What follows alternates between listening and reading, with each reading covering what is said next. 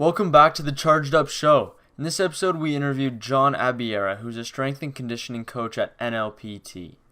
Many of our listeners who have trained at NLPT know John and how much of a great guy he is. This episode was brought to you by NLPT.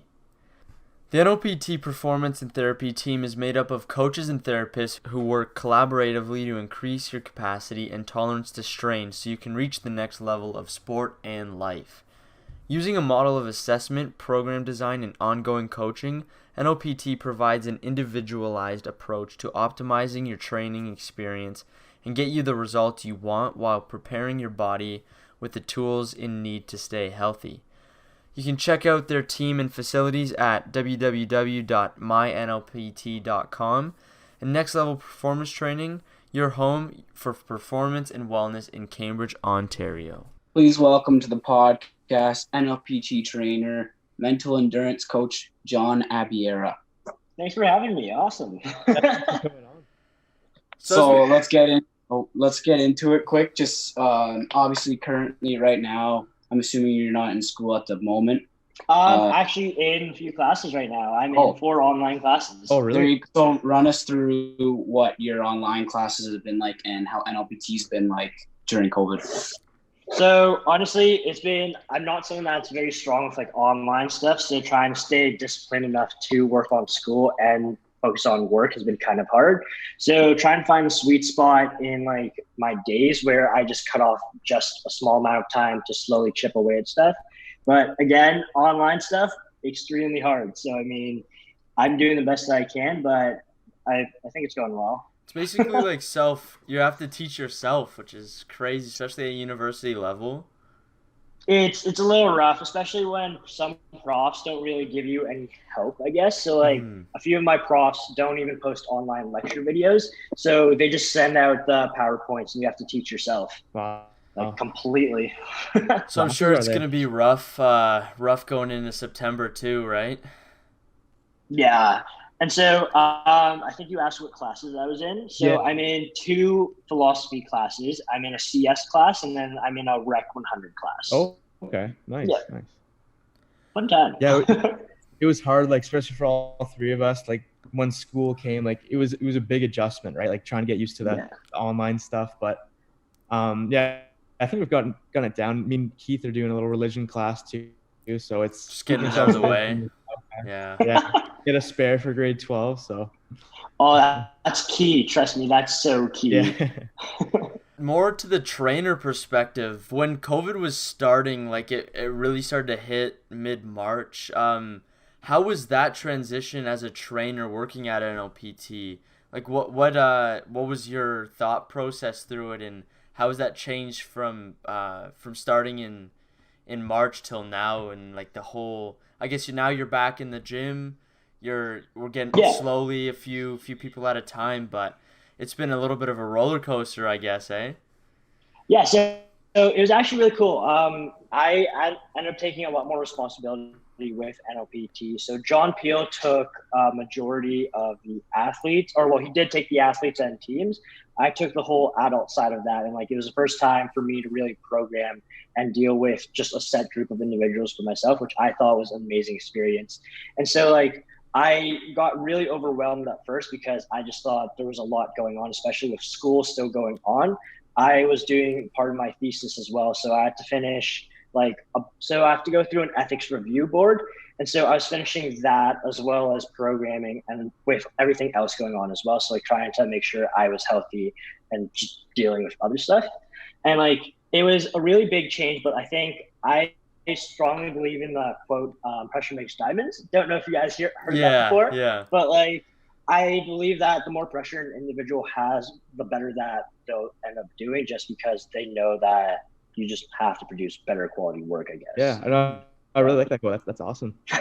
It definitely, that goes along the lines of like self-development. Is like when you're put into those situations, you have no choice whether to develop as a person, right? You can either break or get better, and the better opportunity there is to improve yourself, right? Exactly. And like talking about self-development, I am a very big advocate for that. Some of the coaches I look up to, so like Zach Marchi. I believe, Matt, you've worked with him before, or like he's trained you before. Yep. Zach Marchi, absolutely unreal individual when it comes to self-development and like just trying to become a better individual. So I've picked up a lot of the habits that he's kind of put out onto Instagram, and like I've implemented that into my own life, and seeing the changes that has happened has been absolutely unreal. Now, so that's another thing that's happened. taking a step from the self-development, you mentioned that you went into fully training adults, and that's something obviously we're not exposed to that. Obviously, most the athlete training is straight athletes. Do you enjoy training them more than athletes, or do you like training the athletes more? What do you prefer? It's a solid mix between the two. So like training adults is a little bit different, just because as an individual gets older, obviously you have to switch gears between performance to becoming a lot healthier. And the adults we train are absolute animals. They train relatively hard, and then there's the other half that we have to focus on making sure that they work in a more efficient way, I guess is a good way to put it, where they're not putting themselves at injury and trying to prevent that. So I like to focus on things called functional range conditioning, where you focus on the joint health and make sure that you're able to get full range of motion instead of just obviously performance-based stuff. And then with athletes, I love coaching the athletes, or like just coming to see the athletes, I guess, too, just because that's such a different perspective on the way they train. They train to perform. They train to absolutely win. And having those two different ideologies between, I think, has helped me grow as a coach, because now I can see it from a point of view where you're trying to prevent injury, and I can also see it in a way where you're trying to perform to win. For sure. I'm trying to make up a question. So are you a coach or like more of a personal trainer? Like, do you give like dieting advice, or like did you kind of go beyond just the form and stuff like that? So I would still count myself as a coach, because I still do train some of the teams at NLPT. So I would still count myself as a coach. And even with the adults, we still program and we still coach them through certain movements. So then I would still definitely count myself as a coach on that end. Okay, cool. A lot of different trainers have different views on what the most important muscle group to develop is, and I'm curious to know what your ideas on that is. Most important muscle group. That's a weird, man. Huh. Honestly, for me right now, I'd probably say the most important muscle group to development is your lower back, just because I've been having so much lower back injury, like problems lately. Yeah. And it's just because that kind of leads to other things. Actually, no, I take that back. I'd say like it starts from your ankles and goes up. So like having like functional ankles, so then I guess that's not really a muscle. That's more of like a bony prominent area. But like going from the ankles up, so like I've learned through just my experience that like if you're the way your feet are angled are just messed up by just like an inch, like mine is. So my right foot has a bit of an external rotation, and that leads all the way up to my hip, which then led to my back injuries. So like making sure that it all starts from the bottom. So making sure that your alignment from your ankles works all the way perfectly up to the knees, to hips, to your spine, and then that leads up to your shoulders. So like it's not really a muscle group, but bone prominent wise, I'd say starting from your ankles, making sure you have healthy ankles can do a vast majority of good things for you. And especially when working out and training, form is, I know Andrew says this all the time, but form is everything. Honestly, yeah, form is literally everything, and even John Peel will 100% definitely abide by that. Like form is literally everything. If he sees you doing a split squat improperly, he's gonna lose his shit. Yeah, just totally restart. So let's hear your story now, and talked about your coaching, but let's hear everything. Let's hear the sports, rugby and football. I think you played when you were younger. Yeah.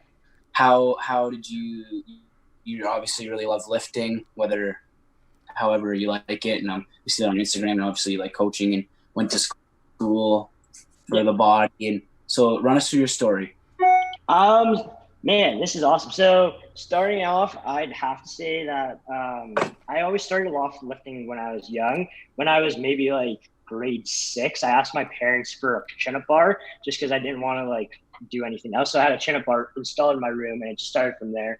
So I was doing chin-ups, push-ups, squats, whatever I could, up until grade 9. Grade 9 is when I got introduced to rugby. Rugby was like the one sport that I just kind of fell in love with.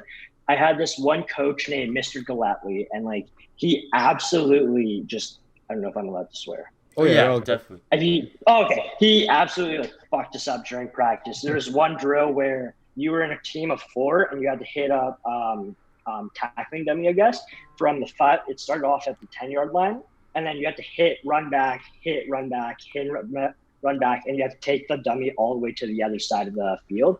Oh. And like that absolutely killed me. Yeah. But I remember coming off that practice and I was like, you know what? Like, this is something I actually love to do. And like that just started everything. So then I played rugby for grade 9, 10, 11, 12, throughout all high school, I guess. And then grade 11 is when I was introduced to weight training, like the actual class. And my one teacher, Mr. Hickey, he was like the first like individual that actually truly believed in me as an individual. I was a relatively small person, but like he taught me a lot of things that I still remember to this day as to just kind of like bringing my own personality to the gym and be the person that you're meant to be in the gym. So like a lot of people will try to act all tough and cool and everything, and I'm very much not like that. I like having a very playful personality in the gym and have fun, because I strongly believe that if you're going to pursue something for the rest of your life, you might as well have fun doing it. Sure. And so that was something I learned from Mr. Hickey, and like I carried that on. And then football was grade 11 and 12. And I think G talked about this, like difference between football and rugby. Mm-hmm. I honestly believe that rugby was a lot safer than football, because football, I just got absolutely fucked. Like it was just so much harder. So like that was rough.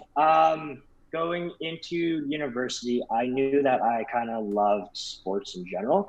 And then I just knew that kinesiology was the right call for me. In my first year, I unfortunately dislocated my shoulder 3 times. So then I dislocated my shoulder 3 times and needed to get surgery for it. And so I got surgery. Going into my second year, I was committed. I really wanted to play rugby, like varsity rugby for UW. And like my surgery time was, I want to say like 2 months away from preseason camp. And so I had to make a choice whether it was a right call for me to play rugby or not. And so I was still really committed to it, and I decided to play rugby with 2 months of healing time. I kind of paid the price for that. It just didn't really go well for my shoulder. I was in a lot of pain, and I went back to my surgeon. He was like, that wasn't the right call. Like you could have risked like permanent injury for life. Yeah. And so I was like, okay, shit. So I guess that's not the right call for me. And then from that point, I was introduced to strength and conditioning with Andrew Hoff. And that was through one of my coworkers, Zach. So Zach Marchi actually worked at GNC with me. And then I was talking to him one shift, and he was just like, yeah, like this might be the right thing for you. Like, try it out. So then he put in a good word to Andrew for me. And then I immediately started interning with Andrew, and I was working with the women's basketball team for a bit, helping out with the football team as well. And then I just found a passion for coaching, and then I had a lot of mentors to look up to. So like Zach was a great mentor. Sierra Moores was another good mentor. And like just watching Andrew coach on his own, I thought was probably the most like influential thing that I've seen. Seeing people just kind of light up and like listen to him, and how he can walk into a room and just command the room to like kind of listen to him and help them become better. I thought that was the coolest thing that I've ever seen. And that was something I wanted to do, because I wanted to make an impact on the world as well. And like, I thought that was the way to do it. And so I helped, I interned for UW for 2 years. And last summer, Hoff came up to me and offered me a job to work at NLPT. And that's where I kind of am today. That's a great story. That's awesome. Yeah. Yes.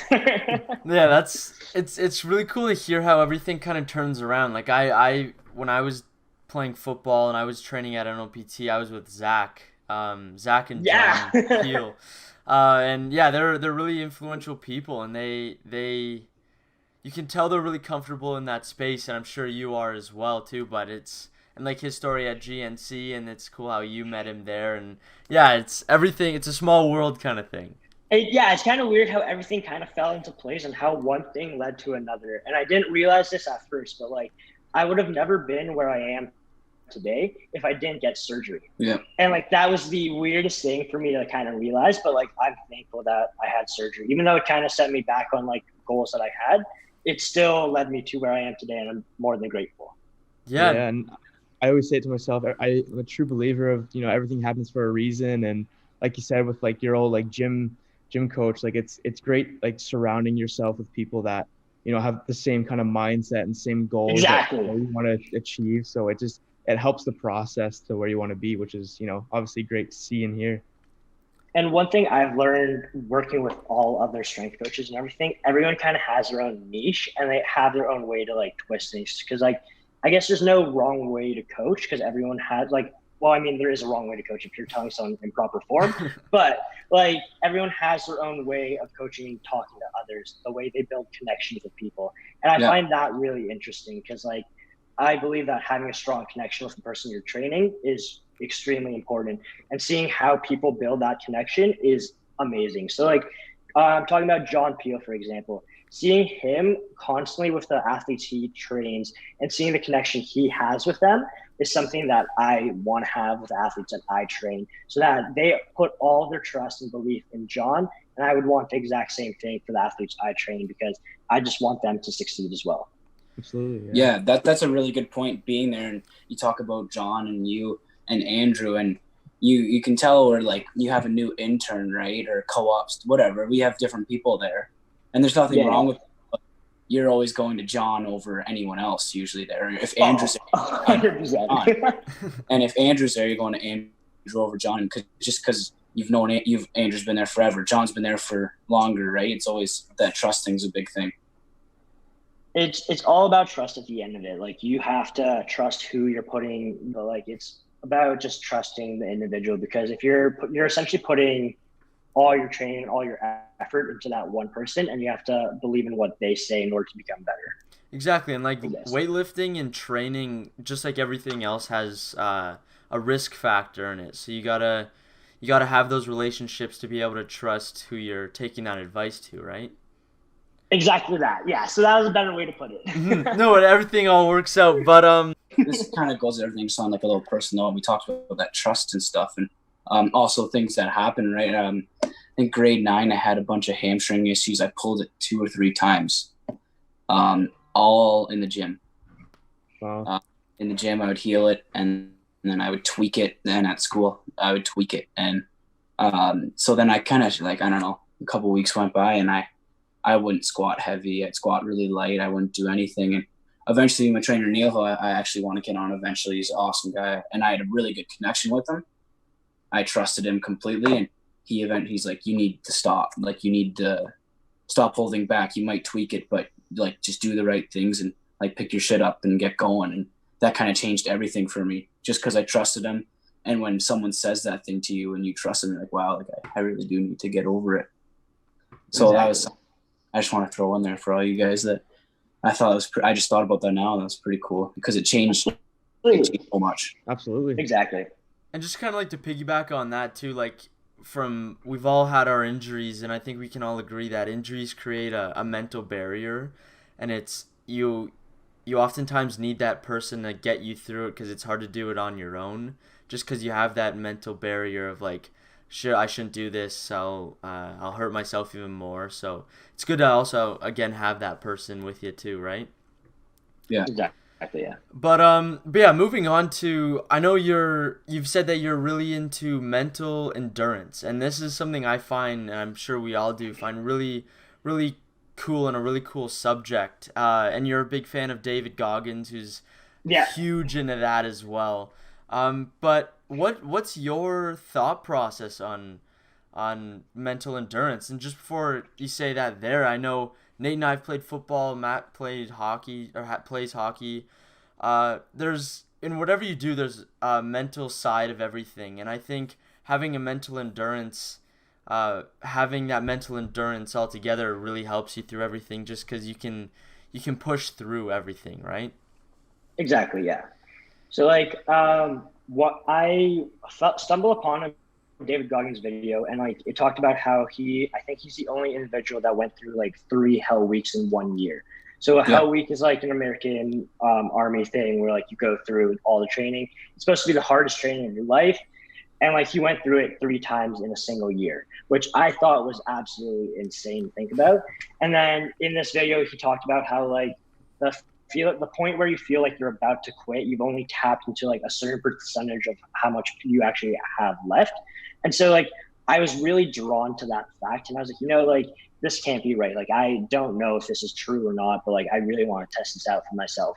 And like I just want, like, in the video too, sorry, he talked about how like the more you learn about yourself, or you learn the most about yourself through these mental like battles that you have. So like mental endurance stuff is when you learn the most about yourself and what you're actually truly capable of. Right. And so there was one weekend, I want to say it was before quarantine, it was maybe like a month or so beforehand. After my charity fundraiser, I took a long time off the salt bike. I was just done. I was drained.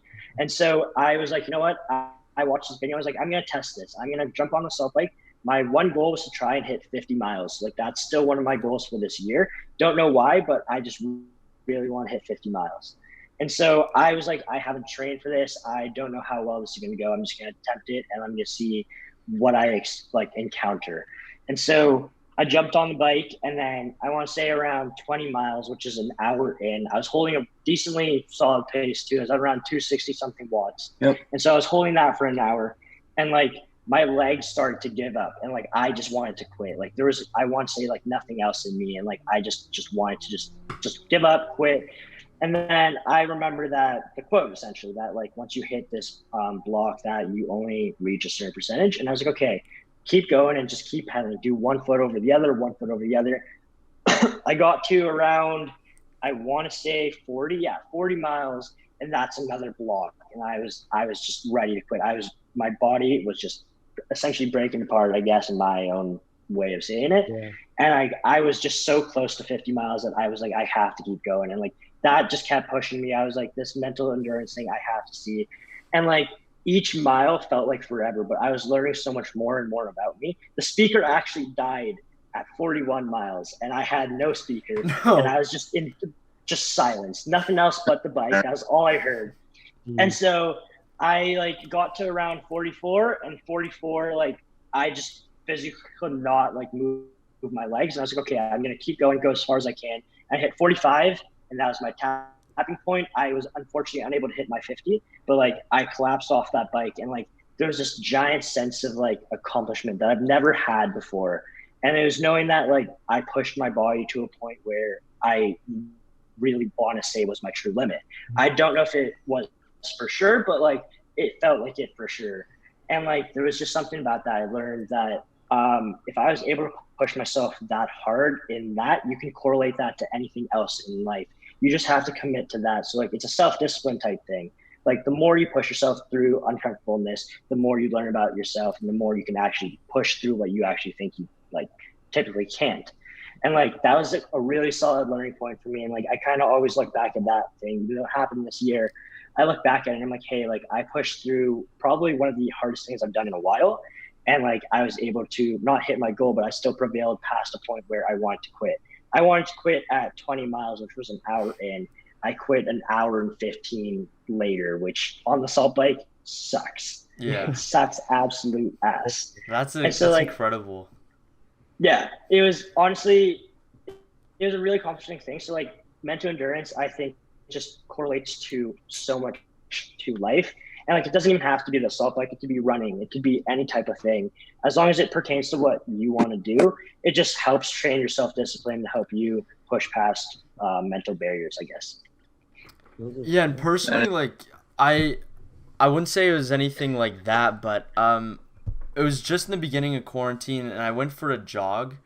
It was a pretty far run, and I picked 2 points that I wanted to run to, so I'd run all the way there and then run all the way back. And I got there, and then I was about halfway back on my way to my final destination, and I was like gassed. I was so done and ready to quit because I didn't run for a long time before that, so I just kind of went out and did it. And that kind of thought in my came to my head too, where like I'm done, but I'm not stopping. Like I gotta finish this. Exactly. And I did, and it was like you kind of zone out when you're doing it really, and you just have that goal in mind. And I think it's so cool. Like it's something you have to experience for yourself, but the feeling of accomplishing even something so little like that is, it's like it makes everything worth it, right? Like it's such a All the pain that you grateful. kind of go through. Mhm. Yeah. Yeah, and even like it was just a run I did, and I was like, "There's no, what's the big deal?" But it's just those little goals you can set for yourself and accomplish that changes everything, right? Exactly. And it all adds up no matter what. So even if it's a small goal like that, that adds up. And then you slowly train that self discipline as you carry on. So then you could have done another one afterwards and you felt that accomplishment again. And it just keeps adding on. So Exactly. And I think like for everyone listening too, it's important to take what we're talking about here. Like set your goals and do it, and just make sure you get it done, because the sense of accomplishment is so addicting that you just want to keep doing more and more things that give you that sense of accomplishment, which sets you down such a great path and sets you up for success essentially. Yeah. that's a solid way to put it. Yeah. Yeah. So wrapping up here, let's go on our last topic, and that you mentioned is the be your own hero. Yeah. That's correct, right? That's correct. Yes. So Yes. what inspired you to do that, and then tell us what it is, and if you plan on doing something like that again, or tell us how it went. So this was actually a little inspired by Ben Finelli. There was a video he posted on Instagram about being something about predator and prey or something along those lines. Okay. And like I remember watching that in bed, and like that kind of sparked things like in my head, and I was like, yeah, this is pretty sweet. And then it was coming up towards my birthday, and I was like, you know what, like I've always wanted to do something for my birthday, and I've always wanted to give back to the community in a way. And like there's like all these things just started happening in my head. Like it just came as a random idea, and I was like, you know what, I love the assault bike, and I can kind of find a way to assault bike for charity, and I think that'd be so sweet. So then I texted John Peel, I texted Andrew Hawk, I texted Zach, like whoever worked at NLPT, and I was like, hey, I have this really crazy idea where I will bike a certain amount on the assault bike for a certain amount of money that's donated to me. And like I didn't know any logistics to it or anything. I was like, you know what? I'm just gonna go for it. Like this video just kind of I'm motivated. I really want to do this. And so I didn't really think of anything else, but I was like, I'm just gonna do this. I'm gonna say $2 for every mile on the bike. Or like it was supposed to be, yeah, I want to say it was $2 for every mile on the bike, and I decreased that down to every dollar was a mile. And so I did exactly that, and then I made Instagram posts and everything, and like I was shocked by the amount of people that supported me in the first few days. My goal was to hit $1,000, and I think I hit that in the first week or two, Wow. which was absolutely mind blowing to me. And so the charity I chose to donate to was Kids Sport KW, because growing up, I didn't really grow up in the most wealthy of family, but my mom knew how important sports were to me. And so she did whatever she could to keep me in sports because she knew that's what made me happy. And so I wanted to do exactly that and do that for someone else that might not be able to afford it. And so that was a charity that I wanted to donate to. And then I went through that whole thing. I unfortunately wasn't able to bike everything on my own. I allowed other individuals to help out on the bike. So then I had an Excel sheet of everyone that kind of contributed to my charity. And it was just a really cool thing to do. And I forgot the other question. I'm sorry. I think No, that was it. yeah, that was it. All right. No, that's incredible. That's so cool. That's super inspiring, and like Mm. that's what like it was just a random thing. You're just like, you know, I'm gonna do this. And start Very similar to the podcast you guys have. It was just a random thought, and like Yeah. I learned that whenever you have those random thoughts, you kind of just have to go for them, and that's the best way to deal with it, I guess. And like I guess I just remembered it. I do want to do something similar to that, but I want to do it in a more grand way, and I want to raise a lot more money. So Well, trying to figure out. Pardon? You can do it with the Charged Up show then. Yeah, I'd be down. Honestly, that'd be so sweet. Like, I honestly want this to impact as many people as I can, because if I could be remembered for one quote, it would be to leave the world in a better place than you found it. Mhm. Because if I were to travel the world just once, I want to leave everyone in a better way than I found them. And I think that's probably the most inspiring thing to do, if you could just do anything, just that one thing. Yeah, that's super wise. That's Giving awesome. me chills. Wow. I think that's the perfect way to wrap it up, unless you guys had any questions, but that was a perfect way to wrap it up. Yeah, that was amazing. Coming on. Yeah, you're Thanks, very guys. very inspiring person. I hope this interview inspires a lot of other people to do what they want to do too, right? Absolutely. Yeah. Thanks for having me, guys. This was actually awesome. Yeah, no, thank you so much for coming on, and yeah, we really appreciate it, and we wish you the best of luck on any future things, and hopefully we can work together on something coming soon.